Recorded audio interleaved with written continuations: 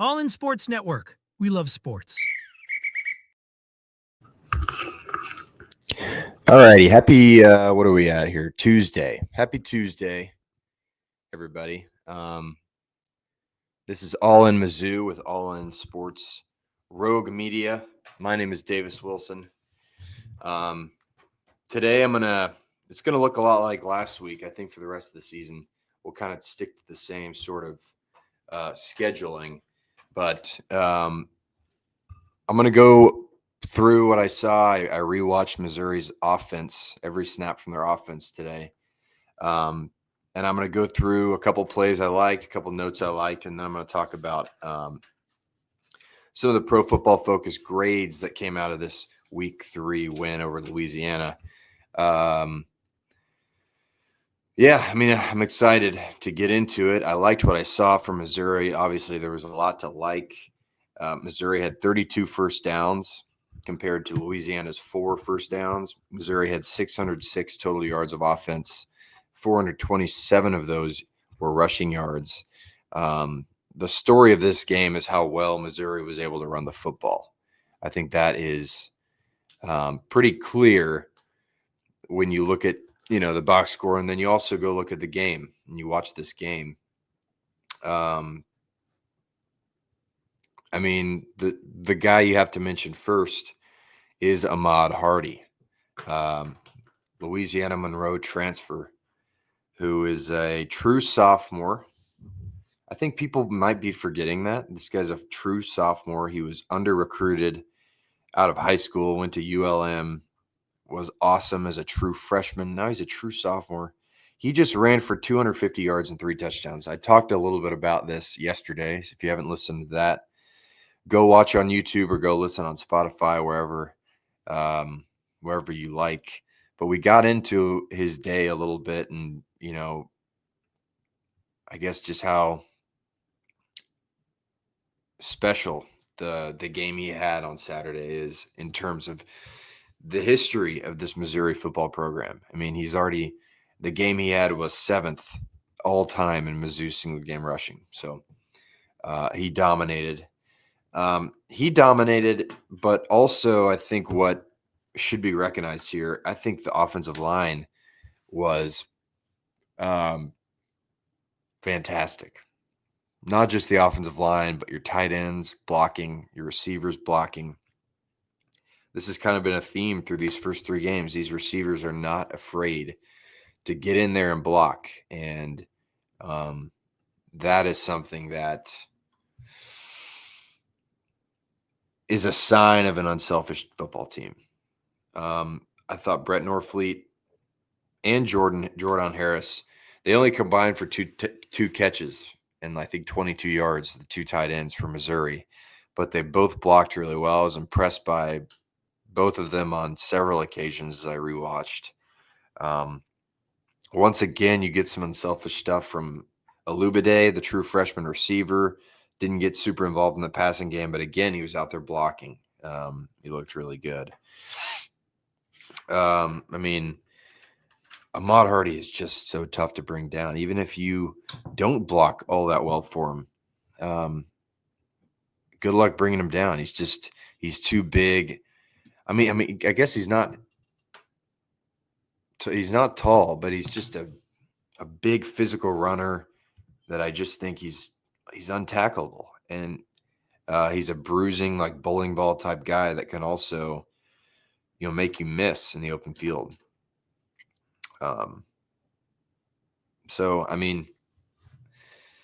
was impressed by that. I was impressed by, when you run the ball that well, you set up other things. You set up a play action. Missouri utilized that. I've been throughout the season. I think Kirby Moore has done a really nice job. And I'm going to get into this first play I liked out of Missouri's offense. Was not a touchdown.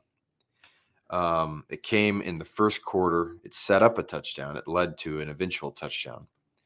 But what Missouri did on this first drive set the tone for the entire game. And if they're able to do something like this every game, they're just going to be really tough to stop. So this particular play, I'll set it up with, so 2 times before this play, Missouri had run wide zone stretch type runs.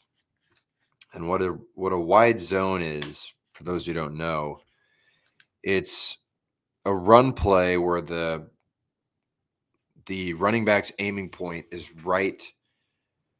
kind of right at the outside foot of the outside tackle.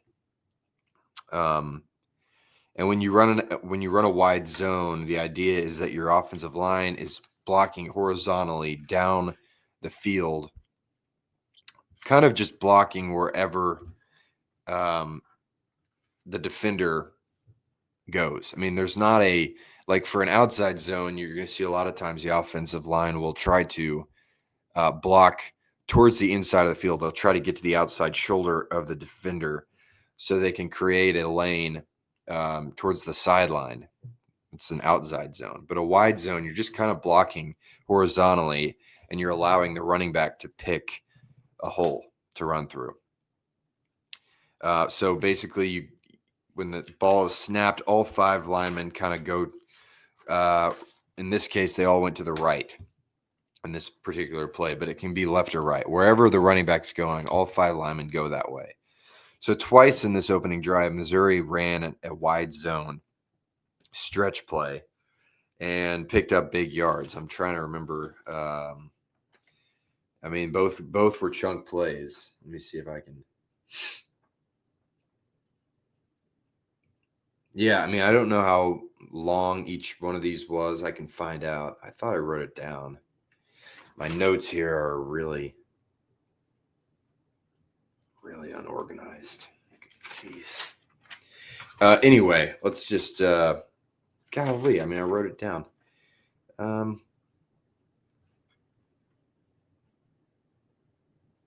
Yeah, whatever. All right, so the first drive, sorry, I'm getting all off track. I'm going to get back on track here. So twice in this first drive, they run this play, and it works. Hardy picks up chunk yards on both of them. Okay, here it is. He picked up 10 yards and 14 yards on the 2 times they ran a wide zone previously. Now, this play came, in particular, this play I'm talking about came with 10 minutes and 50 seconds left in the quarter. You're getting in a formation. It looks a lot, you've got Jordan Harris kind of in the backfield a little bit in front of the quarterback, and you got him. Jamal Roberts in this case was behind Bo in the pistol. You've got 2 men to your right, 2 wide receivers to your right, 1 to your left. So this play, they bring Kevin Coleman in motion, number 3 in motion from right to left. And it was a jet sweep. Bo pitches it to him, so it's technically a pass, and then fakes a wide zone. So all 5 linemen go right, but Jordan Harris pulls left, and then you have Olubade on the left side blocking as well. This is a pickup of what was it?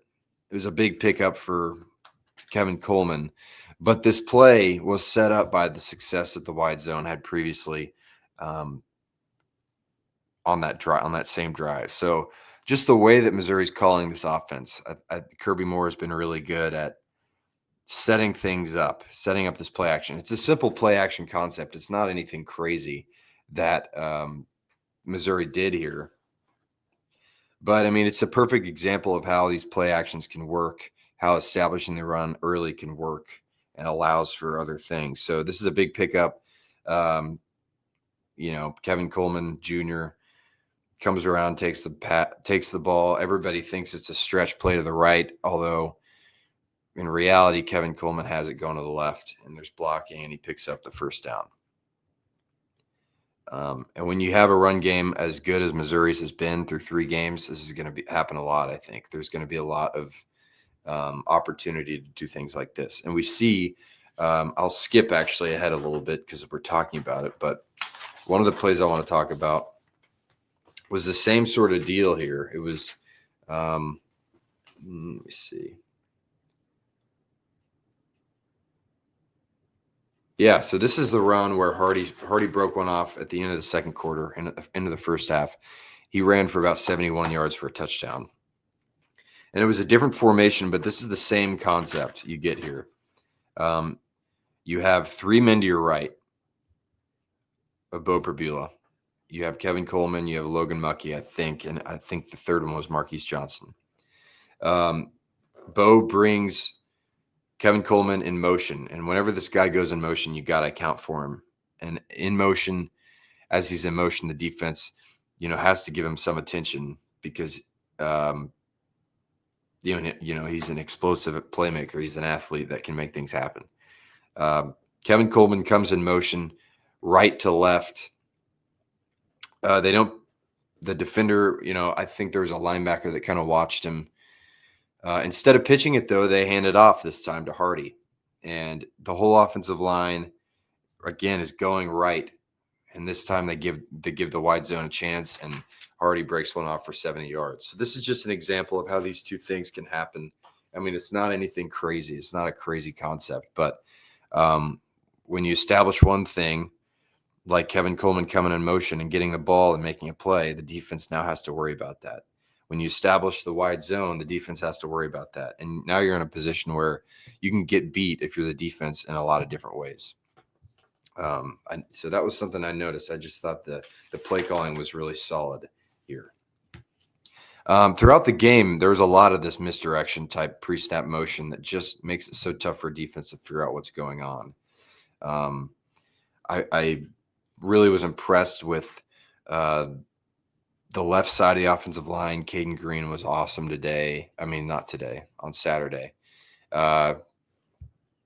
Trost on the other side, the other tackle, was also really good. So, I mean, it's working right now on that offensive line. And again, Louisiana, although that's a good offensive line in terms of the Sun Belt, it doesn't compare size-wise. Physically, it doesn't match up at all with, what Missouri has up there. So the second play came early in the second quarter. It's a QB draw that Bo Perbula scores. This is a designed run. I like getting some design runs in here for Bo. He didn't have a prolific day throwing the ball, but he had 3 total touchdowns. One of them came here on this quarterback draw. So you got 3 men to your right, 4 men to your right, I think, actually. And you're kind of setting it up to be a wide receiver screen to Kevin Coleman Jr. Again, Kevin Coleman, whenever he's involved, the defense has to put eyes on him. They have to respect that he's there and can make a play. But it's kind of a fake screen setup. Bo tucks it, and Louisiana brings a blitz here. Right up the middle, right where Bo is probably going to go. There's a big hole right up the middle. It's filled by this linebacker blitz. Bo has to go right. And in a lot of cases, this may not be there for you because the idea for a quarterback draw is that you're opening the middle of the field up. So you're allowing for outside pressure. That's okay because he's going up the middle. He's got to go left here. He's got to change plans, go left because the blitz is coming in. And if you watch this play, you'll see he goes left, and Caden Green is just moving this guy out of the way, creating a big hole between him and Dominic, the left guard. There's a huge hole that Bo is able to run through. This is what I mean when I was just impressed by the way the left side of this offensive line played. You get that quarterback draw. Caden Green and Giudis, or I still need to figure out how to say his name. The left guard, Dominic, create this big hole. Bo has a hole, runs through it, makes a guy miss and scores. I like this play because the offensive line was good. Bo recognized the blitz and changed plans. It worked out, made a man miss with his feet. I mean, this is the part of Bo's game that we thought we were getting when he came from Penn State. Like, this was a running quarterback. Penn State used him only really to run. And he hasn't really done a ton of that. He's done it in situations where he's needed to, not necessarily a ton of design runs for him, which has been the surprising part for me. But this guy's an athlete and can beat you with his legs, and he showed it there on this QB draw. Um, and again, here the blocking downfield with the wide receivers was great. I think it was Xavier Lloyd, the Illinois State receiver transfer, gets a big block downfield in the end zone, allowing Bo to get in there and score. So, yeah, that was a play that I liked there. The third play also in the second quarter, I think it was the second quarter. Sorry, it was the second drive of the second quarter for Missouri's offense. This is one where Bo finds Jamal Roberts for a long touchdown pass. Really, the pass wasn't very long, but Jamal made it work. He made a couple guys miss and scored. I think it was about a 30-yard touchdown. I don't know exactly. But what I liked here, this is a weird play because it's a slot cornerback blitz. And this guy comes in completely untouched. He's coming in from Bo's right, so Bo's able to see him. Jamal is running a route. He's not blocking. So this cornerback is coming in completely untouched on this blitz. And he has a free shot at him. And I think a lot of cornerbacks, especially in the SEC, are going to be better equipped to finish this play and wrap up Bo Prabula. But in this situation, Bo gets away. He sidesteps him, meaning that the corner can't fully wrap him up. The corner has his legs. He's bringing him down. As he's bringing him down for a sack, Bo is able to throw it off to Jamal Roberts, who just kind of slipped into the flat, wide open because this blitz left him wide open. And Roberts has plenty of space to run, makes a couple guys miss late. A 39-yard touchdown for him. And as Bo's throwing, there's another guy even in his face trying to throw him off. I just thought that, you got to be able to pick up these blitzes. That's one thing that Missouri actually kind of struggled with in this game, was figuring out blitzes. Bo was not able to pick up most of them. This is one where he made it work, and it was a really nice play, literally throwing out of a sack. Sorry. But like I said, this offense does seem to be a little bit vulnerable to the blitz, and we'll talk about this. Bo was sacked twice in this game. Both came on blitzes. The first one was a linebacker blitz right up the middle, came up completely untouched and kind of lit Bo up there. And I think this is on Prabula to recognize this and have a fire route where he can get it out quickly and move on. But he holds on to it for a bit long. If he was able to pick up this blitz and recognize he was coming, Donovan Olubade was wide open in the middle of the field with 15 or 20 yards to run after the catch. Just a little dump off pass, but he couldn't see it. He gets blown up. I mean, he got hit hard on that one. So that was the first sack. The other one was the same slot corner blitz, but it came from the blind side. So Bo wasn't able to dump it off quickly because he didn't see it. Again, it's just something you have to recognize or see. And, that's the one thing I could think of really that Missouri's offense may need to get a little bit better at, because now it's on tape. And this is a part of the game that this offensive line and Bo are vulnerable to, the blitz. So we'll see how that goes. Also in this quarter and it was actually set up kind of by the sack. He got behind the chains. Bo's first interception of the season came on this drive.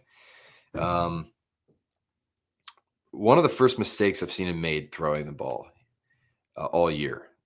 He's been so dominant all year, but this is one of the first times he just made a bad throw, a bad decision. So what happens is you've got 7 guys on the line of scrimmage for Louisiana's defense. It's what a lot of people will call simulated pressure, where you have a bunch of guys lined up, hovering around the line of scrimmage. A lot of times people are going to drop out. This time the linebacker comes on the blitz. The edge rusher, Cameron Whitfield, drops out. So the edge rusher, who's standing up on the left side of the defensive line, or the left side of the offensive line, right side of the defensive line, He drops back into coverage. And pre-snap, the look is Bo had two men to his right. It was Daniel Blood and someone else. And whoever was on the outside, it may have been Coleman or it may have been Josh Manning. I don't remember. But they were matched up with a corner.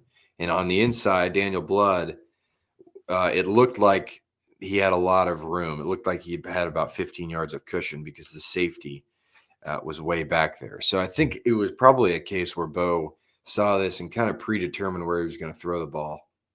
And it would have worked if the edge rusher doesn't drop back. But the edge drops back into coverage. Bo throws it there anyway. It's tipped, and the edge, Cameron Whitfield, catches it, the first interception of the game. And this leads to the first 3 points of the game for Louisiana. So that's just a situation where Bo probably predetermined where he wanted to go based on what he saw before the snap. Again, that was pretty much the first mistake he made throwing the ball all year that I can really think of.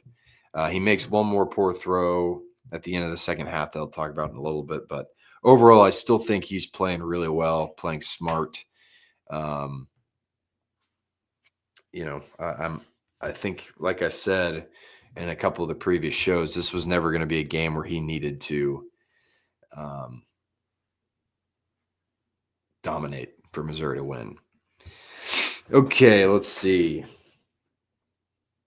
What do we have next? I think we're almost done with these plays. I had one more, just another Hardy run here. This was just an incredible run. This was the last drive Hardy had, really the first team offense had in the game. It was about 10 minutes left in the third quarter. It's the toughest run I've seen all year from any running back in college football. It's just a simple run up the middle, and Hardy gets met a yard into his run, a yard past the line of scrimmage. He's met with a tackler. Breaks this tackler. Another guy comes in, tries to tackle him. He can't. Another guy comes in, jumps on Hardy's back. Hardy takes him for a ride for 5 or 6 yards and then is hit by a safety. Sheds that. He's hit by a safety while he has a guy still on his back. Somehow he breaks out of both of those tacklers. That's 4 defenders he's evaded now.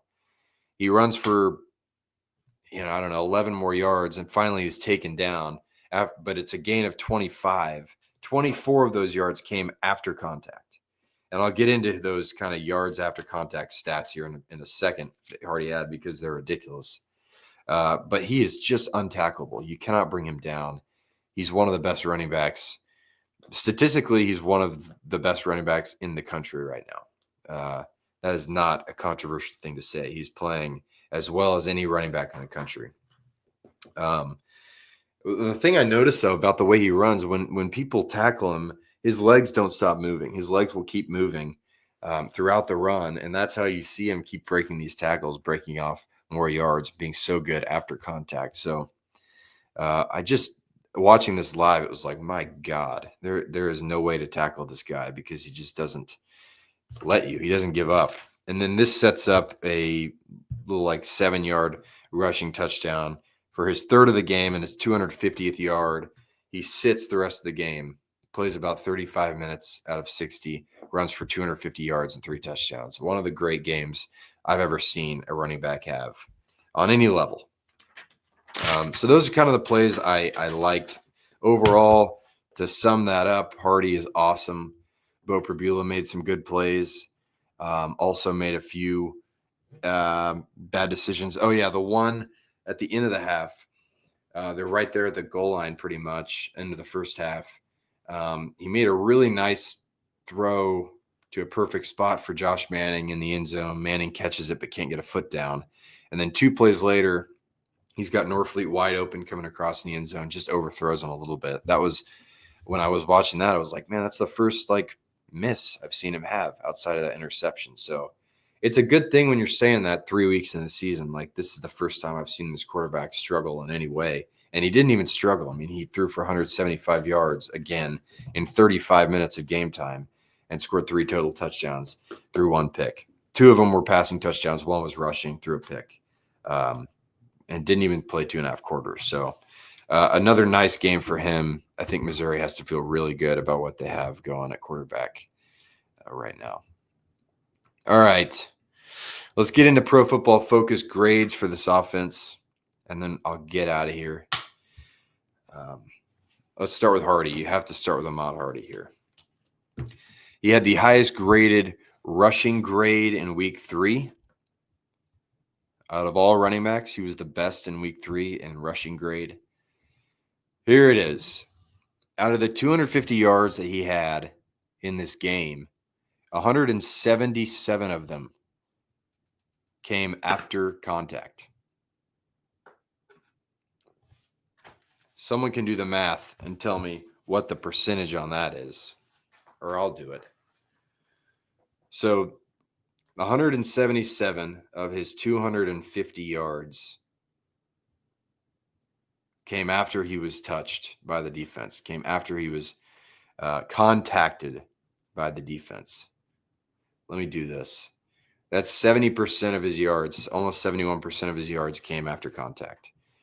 He had 13 missed tackles forced in this game alone, which both the 177 yards after contact and the 13 missed tackles forced, both were first among all running backs this week. 13 missed tackles forced in 2.5 quarters. Just think about that. On the season, he has 28 forced missed tackles. Or I guess it's missed tackles forced, whatever. 28, that leads the country. He has 340 yards after contact. That leads the country. He has 25 first down runs. That leads the country. Like I said, this guy is one of the best running backs in the country. And it's not even a controversial thing to say. He's just he's having a special start to this season. And like I mentioned, when you run the ball well, when he's getting it going, it opens up other things for this offense. It makes it a lot easier on your quarterback and on your receivers. And so there you go.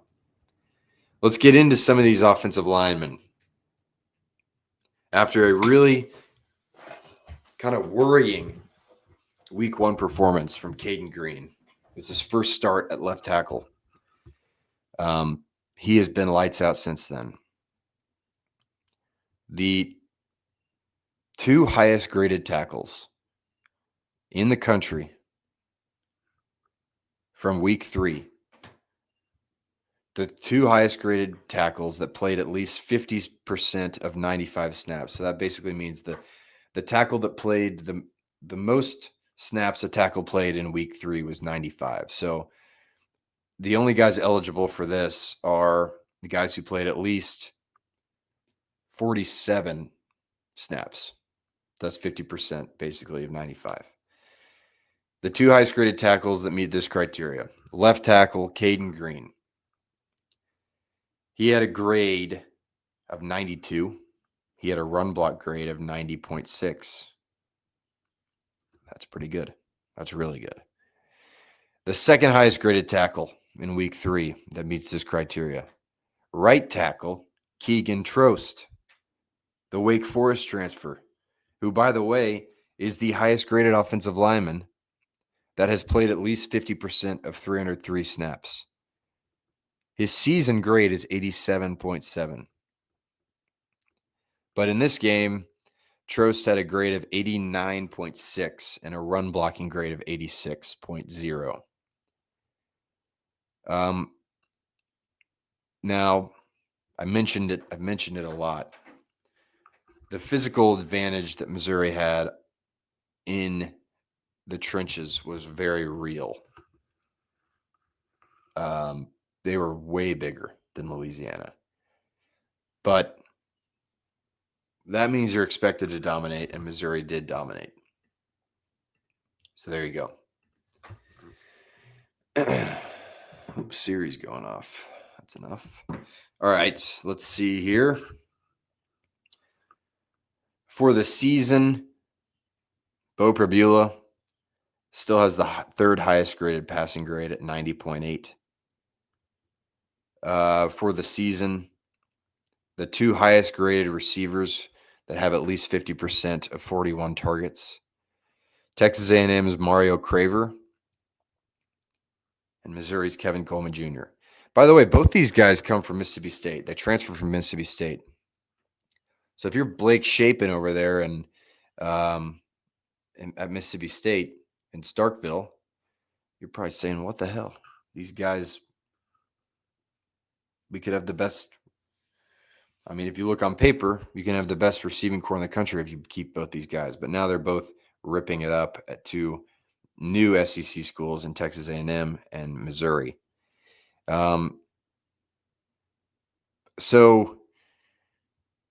what you're seeing here is that these tackles are figuring it out. Your offensive line has been good enough for Ahmad Hardy to dominate, and that's what you need all year long. Yeah, I mean, it's the run game is going to, if you can keep running this well, they're going to be tough to beat. Because at some point, a defense is going to have to choose: do we stop the run? Which I assume a lot of people are going to choose that one because of what Hardy has put on tape already. Like, we got to crowd the box and not let Hardy get going. But then you got to deal with Bo Perbula, who so far has looked really, really good. And if you decide, all right, let's try to stop Bo Perbula and Kevin Coleman and Brett Norfleet and Josh Manning, let's try to make sure they don't beat us. And then you're going to have to deal with Ahmad Hardy, Jamal Roberts. And shout out Marquise Davis, true freshman running back. He got in there when Hardy went out for the game, and he played really well. He had a really nice game. I'm trying to find I don't see his, I guess we don't get his grade here. Hold on. Yeah, Marquise Davis, 20 attempts for 113 yards and a touchdown. So, yeah, he was good. He was good, and I think that's his debut. I'm not sure he'd probably taken some snaps in that Central Arkansas game. I don't know for sure. But this run game works really well, one of the best in the country. Like I said yesterday, Missouri's fourth in total offense yards gained. They're also fifth in total defense. Come back tomorrow, and I'll talk about that defense. I'm going to watch the defensive snaps tomorrow morning, and I'll bring some notes to the table, and we'll talk about what worked for Missouri's defense on Saturday. And spoiler alert, Missouri's defense played quite well. Really, they only allowed one big play, and that's it. So come back tomorrow to see what I have to say about that. I'm going to say a bunch of really genius, smart things about the defense, just like I did today about the offense. I was very smart today, if you can tell. I appreciate everybody for joining, for listening. Having a lot of fun doing this daily, Mizzou every day, all in Mizzou with Rogue Media. It's a lot of fun for me. I appreciate Rogue. Appreciate Corey Dickman. Happy Tuesday, everybody. Have a good one. And come back tomorrow, and we'll do it again. Thanks. All in Sports Network. We love sports.